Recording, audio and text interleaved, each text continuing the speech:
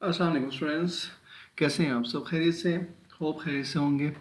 आज हम डिस्कस करेंगे एक्सरसाइज 1.1 के कुछ इम्पॉर्टेंट क्वेश्चंस जो प्रीवियस बोर्ड में आ चुके हैं, डिफरेंट बोर्ड्स में आ चुके हैं।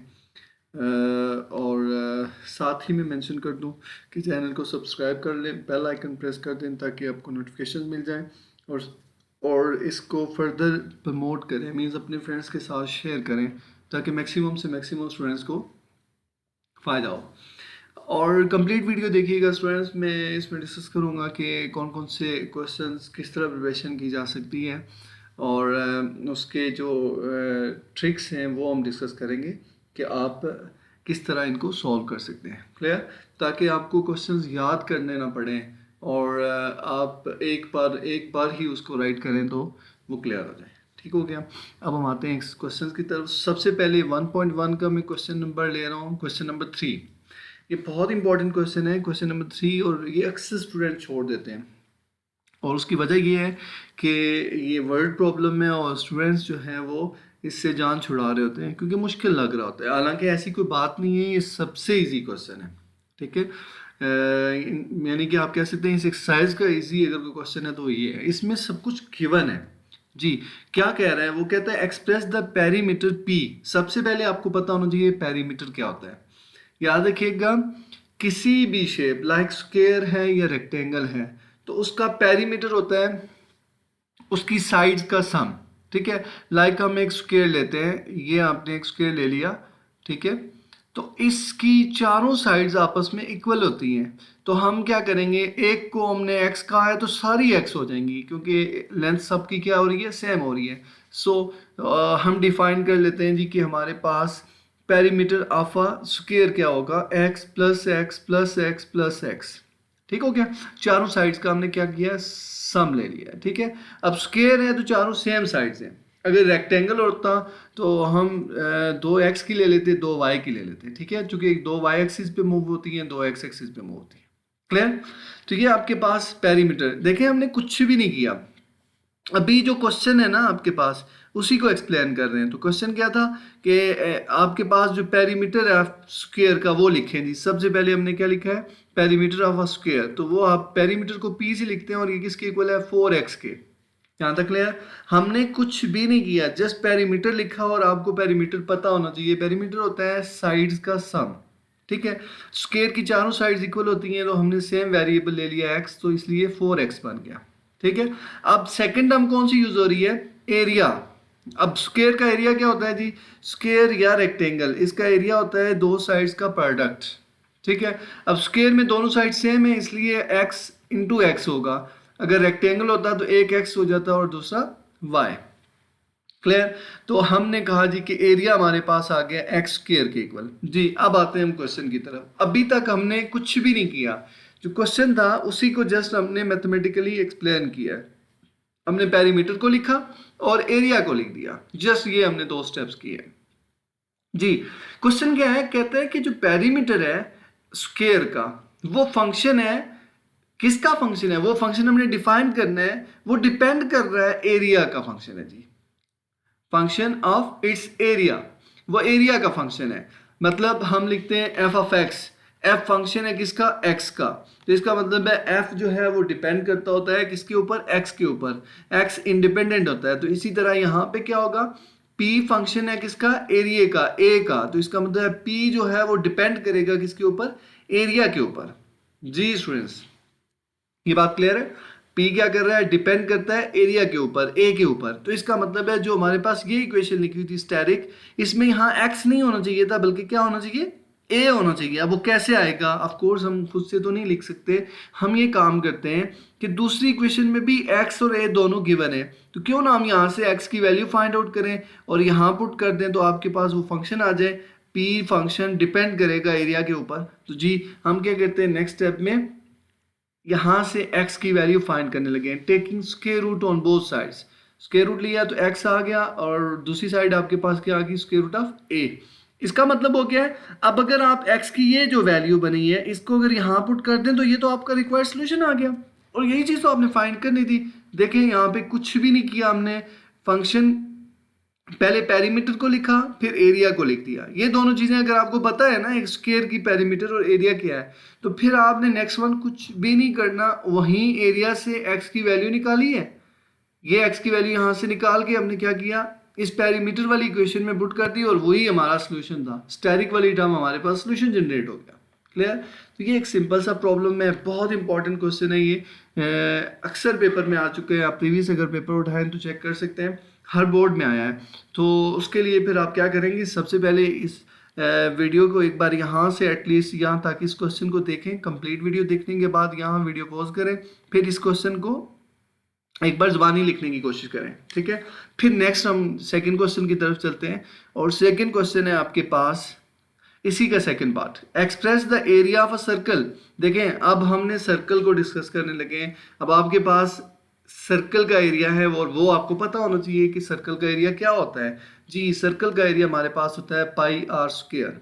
ठीक है, अब वो कहते हैं कि जो सर्कल का एरिया, एक टर्म तो सर्कल का एरिया आ गया और दूसरी टर्म क्या आ गई है, सर्कमफेरेंस। अब सर्कमफेरेंस क्या है जी, हम सर्कमफेरेंस की तरफ आते हैं। सर्कमफेरेंस होता है, सी से लिखा जाता है, वो ऑलरेडी उसने मेंशन किया हुआ है, 2 पाई आर होता है। सर्कमफेरेंस किसके इक्वल होता है, 2 पाई आर। इसका मतलब है आपको सिर्फ ये दोनों वैल्यूज याद रखनी थी, 2 पाई आर सी के लिए और जो है ना एरिया के लिए पाई आर स्क्वायर। अब देखें, अगर देखें तो हमारे पास क्वेश्चन क्या है, क्वेश्चन है area A of a circle as a function of its circumference. इसका मतलब है एरिया जो है अभी तो वो डिपेंड करता है आर के ऊपर, मगर उसने कहा है कि वो आर के ऊपर नहीं जी, सी के ऊपर डिपेंड करना चाहिए। ये बात क्लियर है कि एरिया किसके ऊपर डिपेंड करना चाहिए, सी के ऊपर डिपेंड करना चाहिए। तो हमने क्या करना है, यहां से आर की वैल्यू निकालें, ठीक है, और वो आप पुट कर दें यहाँ पे। जैसे कि हमने ये आपने चेक कर लेंगे, आपने आर की वैल्यू फाइंड आउट कर दी है, सी ओवर 2 पाई, यानी कि आर आपने फाइंड करना है तो 2 पाई को दूसरी तरफ डिवाइड कर देंगे तो आर किसके इक्वल हो गया, सी ओवर 2 पाई। और यही वैल्यू अगर हम स्टेरिक में पुट कर दें तो स्टेरिक आपके पास क्या बनेगा, A which is equal to pi C over 2 pi whole square. Square apply कर दें। अब यहाँ ये प्रॉब्लम हमारा ऑलमोस्ट सॉल्व हो गया है, जो फंक्शन हमें चाहिए था वो बन गया है। एरिया जो है वो डिपेंड करता है सी के ऊपर, मगर यहाँ कुछ सिंप्लीफिकेशन पॉसिबल है, सो हम सिंप्लीफाई कर लेते हैं। तो कैसे करेंगे, स्क्वायर सी का स्क्वायर, 2 का स्क्वायर 4 और पाई का स्क्वायर। जी, नेक्स्ट स्टेप में ये लिखा है जी, पाई बाय उसी तरह सी का स्क्वायर 4 पाई का स्क्वायर। तो अब यहाँ से एक पाई और दूसरा पाई ये कट हो रहे हैं, पाई बाई कट होने के बाद अब एरिया आपके पास बन गया है सी स्क्वायर ओवर 4 पाई। यहाँ पे स्टूडेंट्स 4 पाई कोई कांस्टेंट नंबर है, कुछ भी हो सकता है। सो हमारे पास डिपेंडेंट कौन है, ए एरिया, और इंडिपेंडेंट कौन है, सर्कमफेरेंस सी। तो यही प्रॉब्लम था आपका कि आप क्या करेंगे, आप एक फंक्शन जनरेट करें। उस फंक्शन को कैसे लिखेंगे कि वो फंक्शन जो है वो उसको डिपेंड करवा रहे हैं, एरिया को किसके ऊपर, सी के ऊपर डिपेंड करवा रहे हैं। तो ये बहुत सिंपल सा केस था कि आपने सबसे पहले क्या करना है, सर्कल का एरिया बताना है, फिर सर्कमफेरेंस, ये दोनों चीज़ें बतानी है। ठीक है, और सर्कमफेरेंस से फिर आपने आर की वैल्यू फाइंड आउट करके क्या करना है, एरिया में पुट कर देनी है और उसको सिंप्लीफाई करना है, जिससे आपके पास फाइनल रिजल्ट आ जाएगा। क्लियर? तो देखें, ये दोनों एग्जांपल, दोनों क्वेश्चन बिल्कुल सिंपल से, बिल्कुल सेम पैटर्न से हो रहे हैं। हमें सारी टर्म्स गिवन है, सिर्फ आपको पता होना चाहिए पेरीमीटर क्या है स्क्वायर का और एरिया क्या है स्क्वायर का। उसके बाद एरिया सर्कल का भी पता होना चाहिए, सर्कमफेरेंस, ये कुछ टर्म्स हैं जो आपको याद होनी चाहिए, पता होनी चाहिए। अब इसका थर्ड पार्ट है, थर्ड पार्ट में अब वॉल्यूम को ले आया है। वॉल्यूम का मतलब होता है हमारे पास कोई क्यूबिक शेप है, ठीक है, जिसमें हाइट भी होगी, विड्थ भी होगी और लेंथ भी होगी। तो वॉल्यूम का मतलब होता है तीनों साइड्स का क्या होगा, प्रोडक्ट। अब चूंकि उसने कहा कि इट्स बेस, तो इसका मतलब है कि हम सिर्फ एक्स को ले रहे हैं। ठीक है, यहाँ पे हमने क्या लेना है, तीनों साइड्स हमने सेम ले लिए एक्स। यहाँ तक क्लियर? तो अब वॉल्यूम में पहले बता चुका हूँ, प्रोडक्ट ऑफ 3 साइड्स, इसका मतलब है ये हाइट है, ये विड्थ है, ये लेंथ है। So X into X into X, which means that volume किसके इक्वल हो गया, एक्स क्यूब के इक्वल हो गया। जी, तो ये स्टैटिक। अब सेकंड टर्म कौन सी यूज हो रही है जी, इसमें कहते हैं express the volume V of a cube as a function of the area A. इसका मतलब है आपने एरिया फाइंड करना है। अब एरिया क्या होगा, ऑफ कोर्स सेम टर्म्स है तो 2 साइड्स का प्रोडक्ट एरिया होता है, तो हमने 2 साइड्स का प्रोडक्ट निकाल लिया। A is equal to X square. अब आपको फिर वही बात कह दी कि वॉल्यूम फंक्शन फाइंड करें, जो वॉल्यूम होगा और डिपेंड किसके ऊपर करेगा, एरिया के ऊपर। इसका मतलब है यहाँ से फिर आप x की वैल्यू फाइंड आउट करके इसमें पुट कर दें। कैसे फाइंड करेंगे, टेकिंग पावर 1/2 या square root on both sides. Square root लेंगे, x का स्क्वायर खत्म हो जाएगा और a के ऊपर स्क्वायर रूट आ जाएगा, आपकी मर्जी है स्क्वायर रूट लिखें या 1/2 लिखें। अब ये x की वैल्यू कहाँ पुट करेंगे, स्टैरिक में, यहाँ स्टैरिक में। तो ये स्टैरिक की जो क्यूब है ना, ये क्यूब में ब्रैकेट के बाहर लिख रहा हूँ, ठीक है। ब्रैकेट के अंदर मैंने क्या लिखा है, ये x की वैल्यू को लिख दिया, ठीक हो गया। अब चूंकि हम जानते हैं, वेल नोन है, अगर ब्रैकेट्स के बाहर और अंदर दोनों पावर्स हों तो वो पावर्स आपस में क्या होती हैं, मल्टीप्लाई होती हैं। जी चेक कर सकते हैं, पावर्स मल्टीप्लाई हो गई हैं, 3 1 के साथ मल्टीप्लाई हो गया, 3 डिवाइड्स बाय 2। तो ये हमारे पास था वॉल्यूम किसी भी क्यूबिक शेप का, जो डिपेंड करता है किसके ऊपर, एरिया के ऊपर। तो स्टूडेंट्स ये बहुत सिंपल से क्वेश्चन थे, 3 पार्ट हैं हमारे पास क्वेश्चन नंबर 3 के, तीनों बहुत इंपॉर्टेंट हैं। काइंडली इनके ऊपर एटलीस्ट 1 टाइम जरूर प्रैक्टिस कीजिएगा, ठीक है। कंप्लीट वीडियो देखें ताकि आपको साथ साथ जहाँ कन्फ्यूजन होती है आप रिपीट करके वापस वीडियो से उसको, उस स्टेप को क्लियर कर सकते हैं। अब हम आते हैं, एक बहुत ही इंपॉर्टेंट टॉपिक है जिसमें हम डिस्कस करते हैं डोमेन और रेंज। क्योंकि ये ऐसा टॉपिक है कि बहुत से इंस्टीट्यूट में बहुत सारे टीचर्स इसको इग्नोर कर देते हैं, अगर पढ़ाते भी हैं तो उस तरह से नहीं करवा पाते, क्योंकि वो फोकस कर रहे होते हैं जी कि हमारे पास जो स्टूडेंट बैठे हुए हैं उनमें से कुछ स्टूडेंट्स जो है उनके वो ये क्लियर नहीं कर सकते। तो वेल ऐसी कोई बात नहीं होती, अगर थोड़ी सी कोशिश की जाए तो हर एक स्टूडेंट ये क्लियर कर सकता है, ठीक हो गया। अब हम आते हैं, एक फंक्शन डिफाइन है like G of x is equal to X square minus 4। इस फंक्शन का हमने क्या करना है, डोमेन और रेंज फाइंड करनी है। डोमेन और रेंज के लिए बहुत इंपॉर्टेंट बात है वो ये है आपके पास कि अगर स्क्वायर रूट का प्रॉब्लम है, जैसे ये प्रॉब्लम स्क्वायर रूट का है, ठीक है। हम 2-3 केसेस इसके देखेंगे, 2-3 जो केसेस देखेंगे वो इंपॉर्टेंट ही होंगे बोर्ड के ही हवाले से, जो रिपीट हो चुके हैं क्वेश्चन, ठीक है। क्या क्वेश्चन है, G of x is equal to X square minus 4 whole square root, which means that कि अगर स्क्वायर रूट प्रॉब्लम है तो हमें ऐसी वैल्यू यहाँ पुट करनी है कि आउटपुट आपके पास नॉन नेगेटिव टर्म्स आए। मीन्स 0 आ सकती है, +1 +2 अप टू कुछ भी आ सकता है, मगर यहाँ नेगेटिव टर्म्स नहीं आनी चाहिए। क्यों नहीं आनी चाहिए, ऑफकोर्स स्क्वायर रूट के अंदर नेगेटिव आएगा तो वो कम्प्लेक्स हो जाएगा, सिस्टम ही चेंज हो जाएगा। हम रियल सिस्टम में रहना चाहते हैं, हमारा जो काम हो रहा है वो सारा रियल सिस्टम में हो रहा है, ठीक हो गया, ओके फाइन। और अगर डिवाइड की टर्म है, मतलब फ्रैक्शनल टर्म है, तो डिनोमिनेटर जो है वो हम क्या करेंगे, ऐसी टर्म पुट करेंगे जिससे डिनोमिनेटर क्या हो, 0 ना हो। अगर 0 हो रहा होता है तो इसका मतलब सोल्यूशन डिफाइन नहीं होता। तो ये 2 चीज़ों का खास ख्याल रखिएगा। अगर कहीं पेपर में क्वेश्चन आता है डोमेन रेंज फाइंड करने के लिए, तो दोनों पहले हम प्रॉब्लम को चेक करें, क्या वो प्रॉब्लम स्क्वायर रूट का है। तो स्क्वायर रूट प्रॉब्लम को आपने क्या करना होगा, स्क्वायर रूट के अंदर जो टर्म लिखी हुई है ना उसको आप कह देते हैं दिस इज योर पॉजिटिव, यानी कि non negative term. Non negative का मतलब होता है कि वो 0 हो सकती है, इक्वल, ये मैंने लिखा हुआ ग्रेटर देन इक्वल, 0 हो सकती है मगर 0 से या 0 होगी या 0 से ग्रेटर होंगी, ऐसा सोल्यूशन नहीं देगी जो 0 से लेस हो। ये बात क्लियर है, यानी कि आप इसको सॉल्व करेंगे, जो वैल्यूज आएंगी हम इसमें पुट करके चेक करेंगे, आपको जो आउटपुट मिलेगा वो वाकई जो है हमारे पास क्या आना चाहिए, पॉजिटिव नंबर्स आएंगे, ठीक है। अगर वो नेगेटिव आते हैं तो ऑफ कोर्स आपका प्रॉब्लम जो है वो सही सॉल्व नहीं हुआ, इसमें कुछ एरर है। फाइंड आउट करने के बाद आप अपने आप क्वेश्चन को जस्टिफाई करने के लिए चेक कर सकते हैं, क्लियर।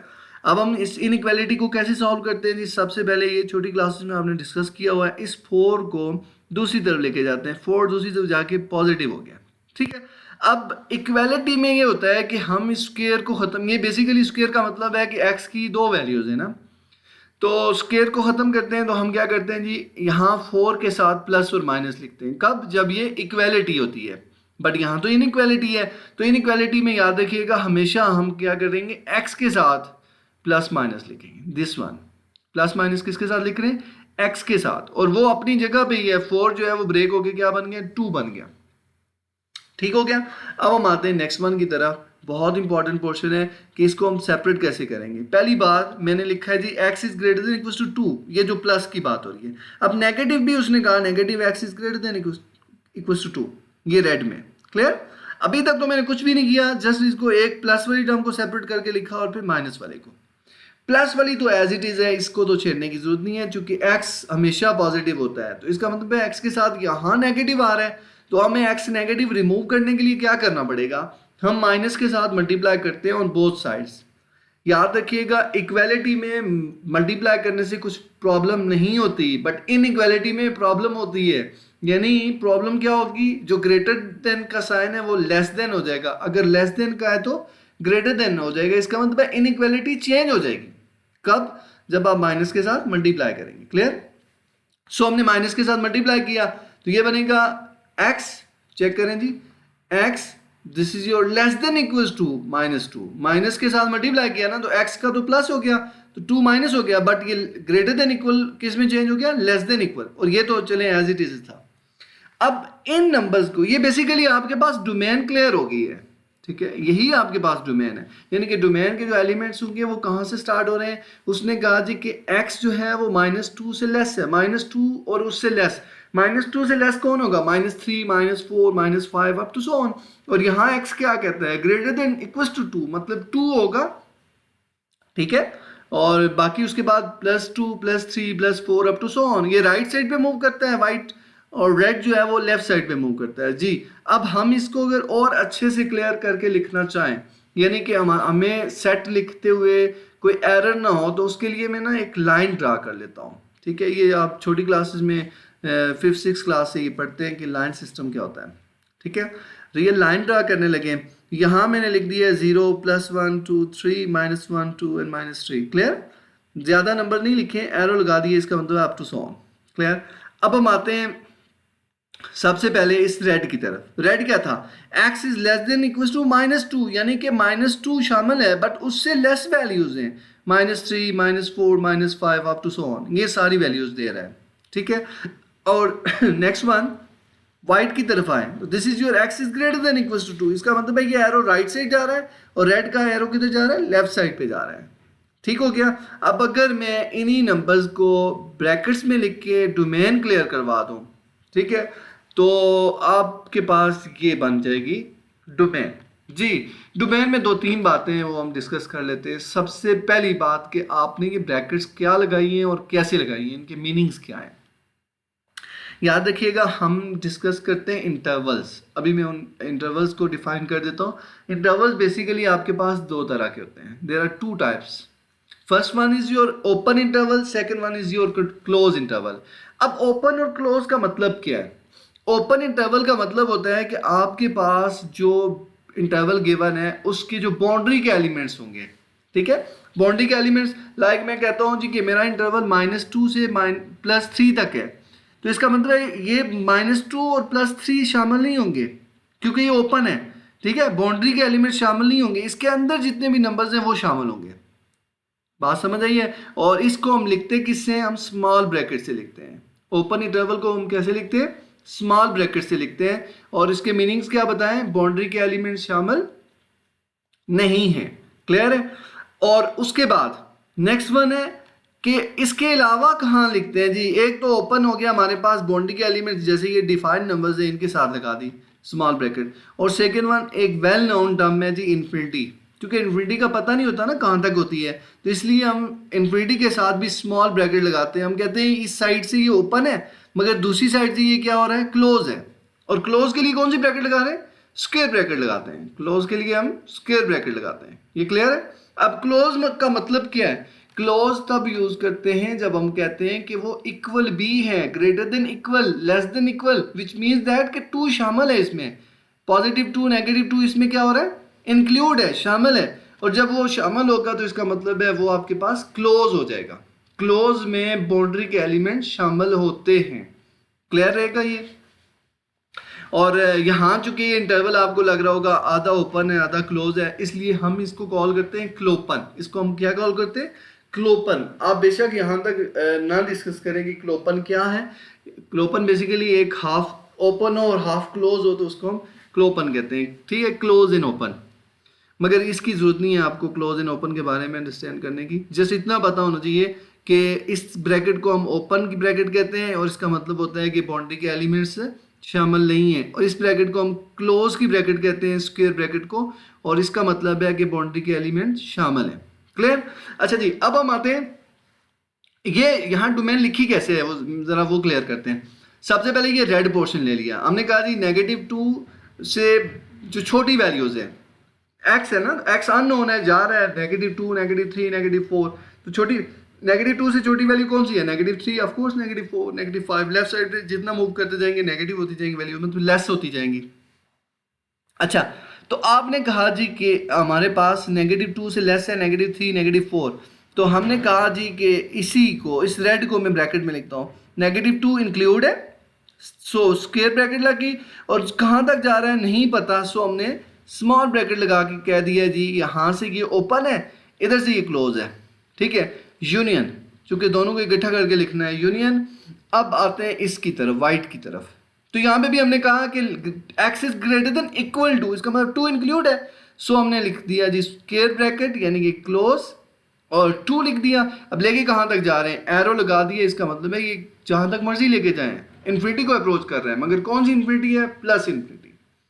जी स्टूडेंट्स, तो ये बात क्लियर हो गई है कि आप ये डोमेन में जो इंटरवल डिफाइन करते हैं वो कैसे लिखते हैं, ठीक हो गया। अब अगर आप चेक करना चाहते हैं क्या हमने ये लिखा जो है ये ठीक लिखा है, क्योंकि हमारी स्टेटमेंट क्या थी, हमारी स्टेटमेंट थी कि स्क्वायर रूट के अंदर नेगेटिव नहीं आना चाहिए। सो चेक कर लेते हैं, अगर आप चेक करना चाहते हैं, -2 और +2 इन दोनों में से जो मर्जी पुट करें। से मैं पहले इस पार्ट को देखता हूँ, माइनस वाले को, -2 पुट करते हैं जी, ये क्या बनेगा, -2 का whole square means that 4, 4 - 4 this is 0, क्या बनता है ये 0। इसका मतलब हो गया है जो हमें नेक्स्ट रेंज मिल रही है वो 0 से स्टार्ट हो रही है, ठीक है, हमें 0 मिल रहा है, सो हमने 0 के ऊपर स्क्वायर ब्रैकेट लगा दी, इसको हमने क्लोज कर दिया जी। अब 0 के बाद देखते हैं कौन सा नंबर आता है जी। हम -2 से के बाद कौन सा नंबर कहते हैं जी, -3 आ रहा है, -4, -5 अप टू -infinity, -3 का मतलब होता है कि ये हो जाएगा आपके पास -3 का whole square, this is your 9, -4 this is your 5, तो ये पॉजिटिव नंबर हो गया। उसके बाद -4 पुट करें, -4 पुट करेंगे तो ये बनेगा -4 का whole square, this is your 16, -4 this is your 12, तो इसका मतलब ये भी पॉजिटिव नंबर आ गया। इसका मतलब क्या हो गया कि -2 से अगर नेगेटिव इन्फिनिटी की तरफ आ रहे हैं तो आपको जो सोल्यूशन मिलेगा वो पॉजिटिव मिलेगा, ठीक है। सो दैट्स वाई कि हमने यहाँ कह दिया कि हम 0 से स्टार्ट कर रहे हैं और प्लस इन्फिनिटी की तरफ जा रहे हैं, ठीक है। This is your range, output कहते हैं, रेंज को हम क्या कहते हैं, आउटपुट, और डोमेन हमारे पास इनपुट होती है, हम जो असाइन करते हैं values, this is your input, ठीक है। और फंक्शन में 2 ही टर्म्स होती हैं, एक इनपुट और दूसरा आउटपुट। लाइक आप कोई भी मशीन लेते हैं तो उसमें आप क्या करते हैं, वैल्यूज असाइन कर रहे होते हैं, डिफरेंट टर्म्स असाइन करते हैं, और रिटर्न में वो फंक्शन क्या करता है, वो मशीन आपको आउटपुट देती है, मतलब उसकी वो रेंज बताती है कि उसकी रेंज क्या है, वो कहाँ तक उसको आपको आउटपुट देगी, क्लियर। और ये फंक्शन हमें कहाँ तक आउटपुट दे रहा है, +0 से लेकर 0 से लेकर प्लस इन्फिनिटी तक, ठीक है, 0 इंक्लूड है, सो दैट्स वाई हमने यहाँ स्क्वायर ब्रैकेट लगाई है जी। उसके बाद आते हैं हम +2 की तरफ, +2 ले लें, ऑफ कोर्स होल स्क्वायर होने की वजह से 4 हो जाएगा, 4 - 4 ये भी 0 दे रहा है, 3 लेंगे तो वही 9 -4 दिस इज योर 5, उसके बाद 4 लेंगे तो वही 16 -4 विच इज 12, मतलब पॉजिटिव सोल्यूशन दे रहा है जी। अब नेगेटिव सोल्यूशन किससे दे रहा है वो भी चेक कर लेते हैं। हमने क्यों ब्रेक किया था, -2 और +2 के इन बिटवीन के एलिमेंट्स नहीं यूज किए हैं, चेक करें, ये ब्रेक हो गया ना, यहाँ से इधर चला गया, यहाँ से इधर, तो ये एलिमेंट यूज नहीं कर रहे हैं, ये यूज नहीं कर रहे हैं जी। अगर इनमें से अगर यूज करते तो क्या होता, चेक कर लें। अगर यहाँ -1 पुट करते, होल स्क्वायर होने की वजह से +1 हो गया, -4 दिस इज -3, उसका मतलब स्क्वायर रूट के अंदर क्या हो रहा है, माइनस आ रहा है। तो ये जो पोर्शन है ना जिसको हमने छोड़ दिया है, ये वो पोर्शन है जो हमें सोल्यूशन क्या देता है, नेगेटिव देता है। सो हमने इसको क्या करना है, स्किप कर देना। और यही बात मैंने कही थी पहले कि जब स्क्वायर रूट का प्रॉब्लम होगा तो आपने क्या करना होगा, नेगेटिव, जो स्क्वायर रूट के अंदर नेगेटिव टर्म्स दे रहा हूँ उसको हम स्किप करेंगे, हमें वही टर्म्स चाहिए जो स्क्वायर रूट के अंदर क्या जनरेट कर रही हूँ, और रिटर्न में पॉजिटिव नंबर जनरेट कर रही हूँ, ठीक है। 0 आ सकता है, पॉजिटिव नंबर्स आ सकते हैं, नेगेटिव नहीं आनी चाहिए, क्योंकि नेगेटिव नंबर आए तो हमारे पास वो कम्प्लेक्स सिस्टम बन जाएगा। यहाँ तक क्लियर। अब हम आते हैं एक और क्वेश्चन देखते हैं, ये भी डोमेन और रेंज ही फाइंड होता है। क्वेश्चन नंबर 4 का 5 पार्ट है। बट फंक्शन हमारे पास ये पीस वाइज फंक्शन इसको कहते हैं, ठीक है। पीसेस बने हुए हैं एक फंक्शन के। फंक्शन जी ऑफ एक्स था मगर ये फंक्शन ब्रेक हो गया है जी। अभी अभी मैं प्रीवियस क्वेश्चन में हमने कहा था कि ये जो है आपके पास ये बेसिकली क्या है, डोमेन है, ठीक है। ये एक्स की जो बाउंड्रीज होती हैं ये आपके पास डोमेन, इसका मतलब भाई यहाँ तो आपको डोमेन गिवन है, ठीक है। सो हम इसके लिए क्या करते हैं, लाइन सिस्टम ड्रा करते हैं। हमने कहा कि जब आपका x जो है वो लेस देन इक्वल टू -2 होगा, मतलब -2 से लेस वैल्यूज -3 -4, उस वक्त हमारा फंक्शन कौन सा ट्रीट होगा, ऊपर वाला फंक्शन, ठीक है। और जब x की वैल्यू -2 से ग्रेटर होती जाएंगी तो उस वक्त लोअर फंक्शन ट्रीट करेंगे। तो ये चेक करें जी, हमने सबसे पहले कहा है x जो है वो -2 से ग्रेटर है, इसका मतलब ये -2 हो गया और ये ग्रेटर टर्म्स राइट साइड पे जा रही हैं, ठीक है। और हम इसके लिए कौन सा फंक्शन लेंगे, लोअर फंक्शन। और जब हम लेफ्ट साइड पे लेके जाएंगे तो हम अपर फंक्शन ले लेंगे। और लेफ्ट के लिए ये आपकी कंडीशन है x is less than equal to. इसका मतलब क्या हो गया, इसका मतलब ये हो गया कि ये जो फंक्शन है ऊपर वाला, इसमें बाउंड्री शामिल है क्योंकि इक्वालिटी आ गई, और इसमें बाउंड्री शामिल नहीं है। इसका मतलब हो गया ये आपको जो रिटर्न देगा वो ओपन इंटरवल देगा, बट ये आपको क्लोज इंटरवल देगा -2 के ऊपर। क्लियर।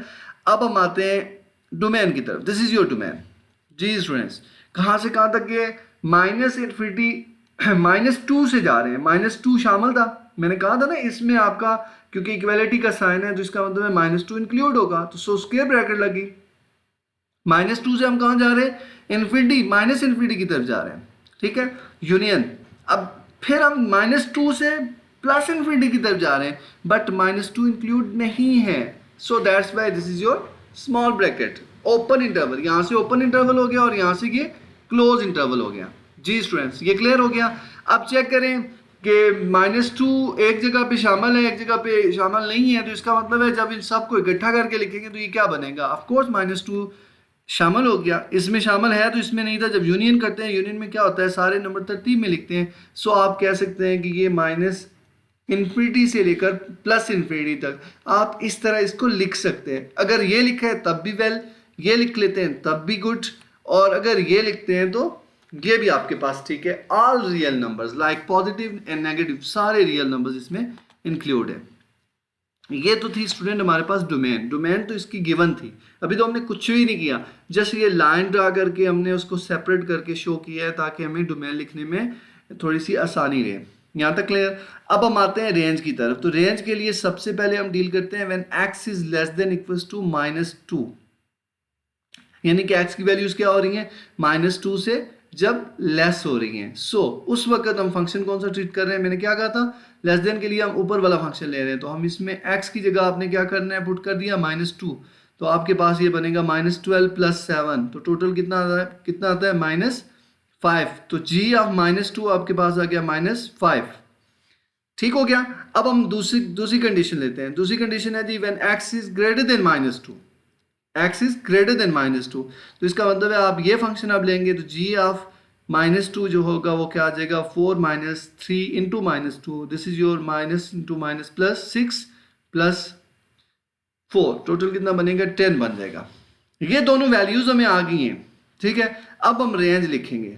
अब रेंज कैसे लिखते हैं, चेक करें जी। पहले हमें उसने कहा था कि x is less than equals to -2, x is less than equals to -2, तो उसके लिए सोल्यूशन हमारे पास क्या आता था, सोल्यूशन हमारे पास आ गया था -5। तो हम स्टार्ट करेंगे -5 से, कहाँ जा रहे हैं, -∞ की तरफ जा रहे हैं, ठीक है। यानी कि आप यहाँ से जो वैल्यूज पुट करना शुरू कर देंगे, आपको जो सोल्यूशन मिलना शुरू हो जाएगा वो क्या मिलेगा, इन्फिनिटी को अप्रोच करना शुरू करेगा, -∞ को। यहाँ तक क्लियर जी। अब हम सेकंड वन की तरफ आते हैं। ये जो ब्रैकेट है इसके बारे में बात कर लें। तो ब्रैकेट क्योंकि जनरेट कहाँ से हुआ है, पहली कंडीशन और पहली में लेस देन इक्वल का साइन था, इसलिए हम यहाँ पर ब्रैकेट कौन से लगाएंगे, स्क्वायर ब्रैकेट, यानी कि ये हो गया क्लोज, बट इन्फिनिटी की वजह से ये हो गया ओपन जी, यूनियन। अब दूसरी कंडीशन है x is greater than -2, x is greater than -2, तो जब वो पुट करने से सोल्यूशन हमारे पास आ गया 10। इसका मतलब है अब यूनियन के बाद हम 10 से स्टार्ट करने लगे पॉजिटिव इन्फिनिटी की तरफ, ठीक है। पॉजिटिव इन्फिनिटी, चूंकि इन्फिनिटी के ऊपर तो हमेशा क्या आता है, स्मॉल ब्रैकेट, यानी कि ओपन इंटरवल, बट 10 के ऊपर भी ओपन इंटरवल आ गया, स्मॉल ब्रैकेट। क्यों, क्योंकि ये यहाँ पे कंडीशन जो लगी थी वो जस्ट ग्रेटर देन की थी, क्या कंडीशन थी? जस्ट ग्रेटर देन, इसलिए यहाँ पे आपने स्मॉल ब्रैकेट लगा दी। जी ये क्लियर हो गया। तो अब आपका इसका मतलब हो गया है कि आप जब आप ये सॉल्व करेंगे, all real numbers values assign करते जाएंगे इन फंक्शंस को, तो आपको सारी वैल्यूज मिलेंगी, मगर -5 से लेकर +10 ये टर्म्स इन बिटवीन जो नंबर्स होंगे वो नहीं मिलेंगे, और 10 भी नहीं मिलेगा। ठीक है, 10 से ग्रेटर मिल जाएंगे, -5 और उससे लेस वैल्यूज मिल जाएंगी। तो ये था हमारा सॉल्यूशन, जिसमें हमने क्या फाइंड करना था? रेंज फाइंड करनी थी एक पीसवाइज फंक्शन की। जी स्टूडेंट्स, अब हम एक और क्वेश्चन सॉल्व करते हैं। चूंकि 2 बेसिक्स प्रॉब्लम्स आते हैं, बल्कि 3 हो जाते हैं, एक पीसवाइज, एक फ्रैक्शनल और एक हमारे पास स्क्वायर रूट। 2 तो हम कर चुके हैं, तीसरा ये आपके पास, इसमें भी डोमेन और रेंज फाइंड करते हैं, और साथ ही में उसने मेंशन कर दिया है कि आपके पास क्या आ रहा है? x is not equal to 4। ये रिस्ट्रिक्शन लग गई है, तो इसका मतलब है डोमेन इसके भी गिवन है कि x के एलिमेंट सारे नंबर हो सकते हैं, डोमेन में सारे नंबर आ सकते हैं, 4 नहीं होगा। ठीक है जी, तो अब हम सबसे पहले इस फंक्शन को लिख लेते हैं, g of this one, g of x। Function लिखा, फंक्शन लिखने के बाद न्यूमिनेटर की टर्म देखें, ये ब्रेक हो रही है, a square minus b square फार्मूले से हमने इसको ब्रेक कर दिया। ये 2 टर्म सेम आती हैं, इनको कैंसिल कर दें, बाकी जो बच्चा है वो g ऑफ x आ गया है x + 4 के इक्वल। जी, अब आप क्या करते हैं? अब पुट करते हैं x। सपोज हम x को 4 पुट करते हैं, क्योंकि हमें कह दिया गया है कि डोमेन जो है 4 नहीं है। ठीक है, 4 के अलावा सारे नंबर्स आप पुट कर सकते हैं। अगर हम 4 पुट करें तो हमें रिजल्ट क्या मिलेगा? चेक करते हैं जी। 4 पुट करेंगे तो सोल्यूशन आपके पास g ऑफ 4 आता है 8। इसका मतलब क्या हुआ? जब हम 4 पुट ही नहीं कर सकते तो 8 तो नहीं मिलेगा। तो आपके पास जो डोमेन आएगी वो क्या होगी?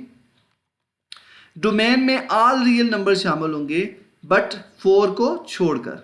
यही हमने लिखा है जी कि ऑल रियल नंबर शामिल है इसमें, ये 4 जो था हमने इसको क्या कर दिया? स्किप कर दिया। अब रेंज कैसे लिखते हैं? एक्चुअल तो गेम तो रेंज की थी, डोमेन तो गिवन था जी। रेंज वही नंबर्स होंगे जो 4 से जनरेट हुए थे। अब 4 से कौन सा नंबर जनरेट हुआ था? जस्ट 8। तो हमने कहा जी ऑल रियल नंबर रेंज हो जाएगी 8 को छोड़कर। इसमें क्या करना है आपने? 8 को स्किप करना है, बाकी सारे रियल नंबर्स आपके पास जो है वो रेंज के नंबर्स होंगे, बट सिर्फ 8 नहीं होगा। इसमें 4 डोमेन में नहीं होगा और 8 रेंज में नहीं होगा, क्योंकि 4 डोमेन का एलिमेंट ना होने की वजह से हमने पुट किया, और जब वो है ही नहीं एलिमेंट तो पुट करके जो नंबर मिलेगा ऑफ कोर्स वो भी तो नहीं होगा ना।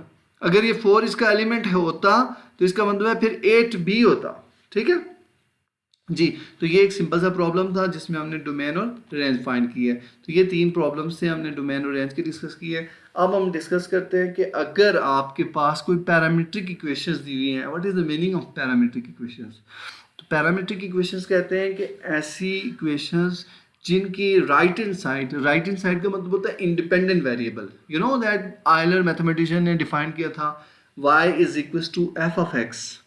ठीक है, तो राइट हैंड साइड पे हमारे पास इंडिपेंडेंट वेरिएबल आता है, तो वो कहता है कि दोनों इक्वेशन का इंडिपेंडेंट वेरिएबल सेम होना चाहिए। ठीक है, x डिपेंडेंट है और डिपेंड करता है किसके ऊपर? थीटा के ऊपर। y डिपेंडेंट है, डिपेंड करता है किसके ऊपर? थीटा के ऊपर। ठीक है, सो दैट्स वाई हम कहते हैं इनको पैरामीट्रिक इक्वेशन। पैरामीट्रिक इक्वेशंस कौन सी होती हैं? इसकी डेफिनेशन भी अक्सर आती है, तो ये याद कर लीजिएगा, क्लियर कर लीजिएगा कि ऐसी इक्वेशंस जिनके इंडिपेंडेंट वेरिएबल या राइट हैंड साइड का जो वेरिएबल है वो क्या है? वो सेम होगा। ठीक है, तो ये हमारे पास सेम आ गया। अब आपने कहा है, उसने कहा है कि हमारे पास क्या हो रहा है जी, आपने क्या शो करना है? ये इलिप्टिक इक्वेशन जो दी हुई है, इलिप्स की इक्वेशन दी हुई है, इक्वेशन ऑफ इलिप्स। तो इसके 3 प्रॉब्लम है, एक इक्वेशन ऑफ पैराबोला है, इक्वेशन ऑफ इलिप्स है और इक्वेशन ऑफ हाइपरबोला है। तीनों की प्रैक्टिस कीजिएगा, बहुत सिंपल से केसेस हैं। इसमें आपने सबसे पहले करना क्या है? इन दोनों इक्वेशंस को यूज करके इस रिजल्ट को प्रूव करना है। क्लियर? यही लिखा हुआ है, show that the parametric equations x is equal to a cos of theta and y is equal to b sin of theta represent the equation of ellipse, this one। ठीक हो गया।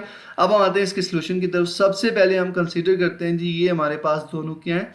Parametric equations हैं।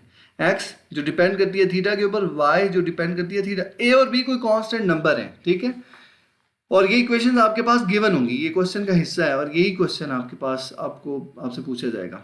ठीक है, अब आपने सबसे पहले क्या करना है, क्योंकि यहाँ x ओवर a लिखा हुआ है ना y ओवर b, तो हमने b ऐसे ही किया है कि ए को भी एक्स के साथ डिवाइड किया और वाई के साथ बी को डिवाइड कर दिया। क्लियर? अब इस एक्स के ऊपर स्क्वायर है, ए के ऊपर बी, वाई के ऊपर बी, इसका मतलब है हम इनका क्या करते हैं, taking square on both sides. इन दोनों इक्वेशंस के दोनों साइड्स को क्या करें, स्क्वायर ले लेते हैं जी। ये मैंने इसके स्क्वायर ले लिए। अब अगर अब आप चेक करें तो क्या बन गया, X square over A square is equal to cos square theta, Y square over B square is equal to sine square theta जी। अब आप इन दोनों इक्वेशंस को ऐड कर दें, इसकी राइट साइड में ये राइट साइड आ जाएगी और इसकी लेफ्ट साइड और ये लेफ्ट साइड ऐड हो जाएंगी, यानी कि x square over A square plus Y square over B square, adding both equations. तो ये आपके पास आता है। राइट साइड क्या आ गई, cos square theta plus sine square theta जी स्टूडेंट्स। तो अब आप क्या करते हैं, चूंकि ये एक वेल नोन आइडेंटिटी है हमारे पास, किसके इक्वल होती है, ये 1 के इक्वल होती है, X cos square plus sine square theta या sine square theta plus cos square theta which is equal to 1। तो अब इसकी जगह हम 1 पुट कर दें तो ये आपके पास फाइनल इक्वेशन ऑफ इलिप्स आ जाएगी जो हमें रिक्वायर्ड थी। क्लियर? तो इसमें हमें कुछ नहीं करना, इसके बाकी पार्ट्स भी ऐसे ही सॉल्व होंगे। आपके पास पैरामीट्रिक इक्वेशंस होंगी, जो हाइपरबोलिक प्रॉब्लम है उसमें भी यही पैरामीट्रिक इक्वेशन होगी। तो इसी तरह उसका भी आपने सिर्फ उसको लास्ट पे ऐड नहीं करना होगा, सब्ट्रैक्ट करना होगा, सब्ट्रैक्ट करने से उसका सोल्यूशन आ जाएगा। ठीक है? इसी तरह पैराबोलिक है, तो पैराबोलिक में थोड़ी सी डिफरेंट है मगर वो बहुत सिंपल सा केस है। ठीक है? वहां से आपने क्या करना है, एक इक्वेशन से टी की वैल्यू लेके दूसरी इक्वेशन में पुट कर दें। ठीक है? तो ये हमारे पास था क्वेश्चन नंबर 7, उसका सेकेंड पार्ट मैंने किया है इक्वेशन ऑफ इलिप्स के लिए। अब हम डिस्कस करेंगे क्वेश्चन नंबर 8। तो कहते हैं प्रूव दैट द आइडेंटिटीज, ये कुछ आइडेंटिटीज है आपके पास, अराउंड अबाउट 3 आइडेंटिटीज है। क्वेश्चन लिखा होगा, आपको याद क्या रखना है, आपको सिर्फ 2 टर्म याद रखनी है। एक साइन ऑफ हाइपरबोलिक का एक्सप्रेशन क्या होगा एक्सपोनेंशियल फॉर्म में, और कॉज ऑफ हाइपरबोलिक का एक्सप्रेशन क्या होगा एक्सपोनेंशियल फॉर्म में। ये 2 टर्म्स याद रखनी है। यानी कि साइन ऑफ हाइपरबोलिक हमारे पास होता है e की पावर x माइनस e की power minus x divide by 2, और कॉज ऑफ हाइपरबोलिक होता है e की पावर x प्लस, यहाँ सेंटर में प्लस आता है, बाकी दोनों सेम है। ठीक है? अब अगर आप चेक करें तो हम क्या करते हैं, इसकी राइट हैंड साइड ले लेते हैं, ये साइड, चूंकि साइन हाइपरबोलिक भी गिवन है, कॉज भी गिवन है, तो मैं इनको जस्ट पुट कर देता हूँ। देख लें, साइन हाइपरबोलिक की जगह उसकी वैल्यू, कॉज हाइपरबोलिक की जगह उसकी वैल्यू पुट कर दी है। अब इस साइड को आप एज इट इज लिखते रहें और इसकी जगह इनको सिंप्लीफाई कर दें। सबसे पहले ये 2 2 कैंसिल हो रहे हैं। ठीक है? कोई सी 2 कर सकते हैं, इसको इस 2 को इसके साथ भी कर सकते हैं, या किसी एक के साथ कैंसिल करना था। ठीक है? ऊपर वाले 2 को। अब आप क्या करेंगे, अब ये दोनों टर्म्स मल्टीप्लाई हो रही हैं। देखें ये क्या है आपके पास, like this is your A, this is your B, दोनों डिफरेंट है ना, एक प्लस एक्स का और एक माइनस एक्स का। This is your A, this is your B, तो ये क्या है, A minus B into A plus B. तो ये आपके पास प्रॉपर वही फॉर्म में लिख दिया है मैंने, A plus B, A minus B into A plus B, like A square minus B square. अब ए आपके पास क्या है, ई की पावर एक्स, और बी क्या आपके पास ई की पावर माइनस एक्स। और अभी हमने डिस्कस किया था, अगर आपके पास ब्रैकेट के अंदर भी पावर है और बाहर भी पावर है, तो उसका रूल होता है कि पावर्स आपस में क्या होती हैं, मल्टीप्लाई होती हैं। सो ये 2x के साथ मल्टीप्लाई हो गया 2x बनेगा, और ये माइनस 2x बनेगा। देखें जी, यहाँ आ गया 2x और ये आ गया माइनस 2x, बाकी ये e और ये डिवाइड्स का 2 उसी तरह।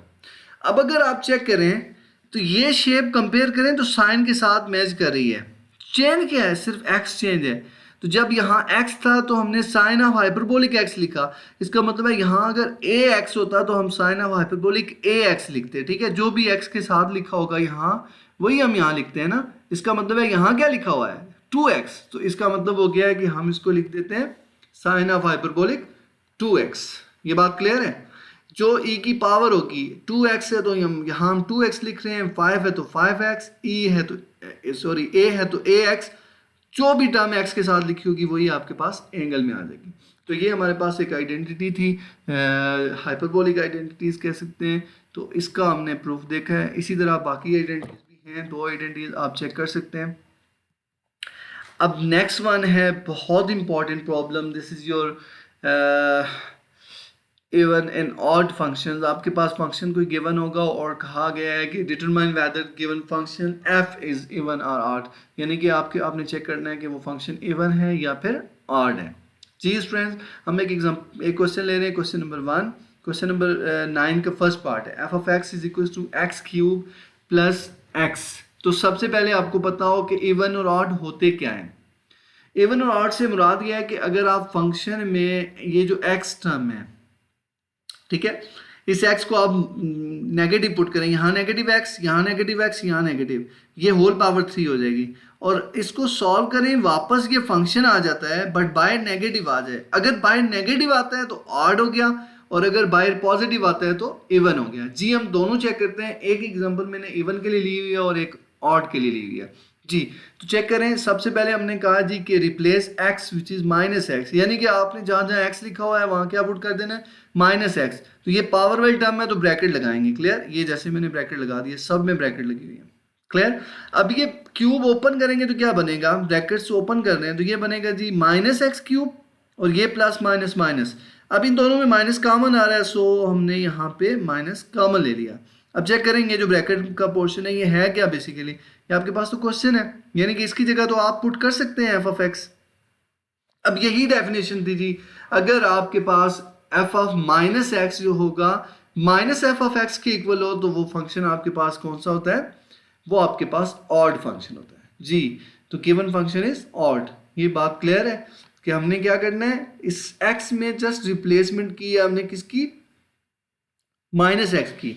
और सिंप्लीफाई करने के बाद अगर आपके पास वो फंक्शन आ जाते हैं साथ में नेगेटिव साइन के साथ तो वो ऑड हो जाएगा। अगर वो फंक्शन आते हैं साथ में पॉजिटिव साइन के साथ तो वो इवन होगा। और अगर फंक्शन आता ही नहीं है, कुछ केसेस हैं, तो हम कहेंगे नाइदर इवन नॉर ऑड, ठीक है। अब हम एक इवन की एग्जांपल लेते हैं। इवन के लिए हमने एग्जांपल नंबर 9, क्वेश्चन नंबर 9 का 5th पार्ट लिया। बहुत इंपॉर्टेंट क्वेश्चन है ये मैक्सिमम टाइम पेपर में आ चुका है, और इसमें भी आपने वही काम करना है। पहले हमने रिप्लेसमेंट की है, रिप्लेसमेंट आपने पुट करनी है नेगेटिव एक्स होल पावर 2/3। अब मैं ये पावर को ना ब्रेक करता हूँ, ये पेपर में इसीलिए आता है, यहाँ स्टूडेंट ब्रेक नहीं कर पाते हैं और वो गड़बड़ हो जाती है।